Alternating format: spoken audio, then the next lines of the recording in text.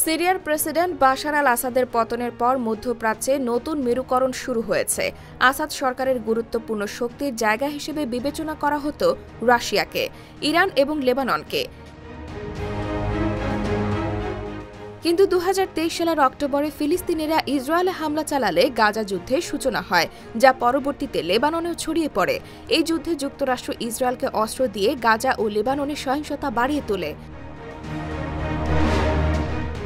এতে গাজা ও লেবানন নিয়ে ব্যস্ত হয়ে পড়ে ইরান। তারা বাশার আল আসাদের দিকে নজর দেওয়ার সময় পায়নি। অন্যদিকে ইউক্রেনকে অস্ত্র দিয়ে রাশিয়াকেও ব্যস্ত রাখে যুক্তরাষ্ট্র।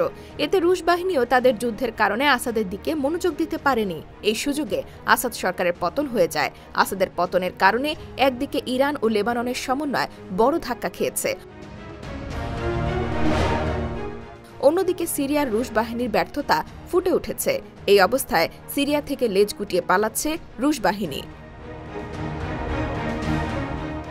IBTV USA, new York.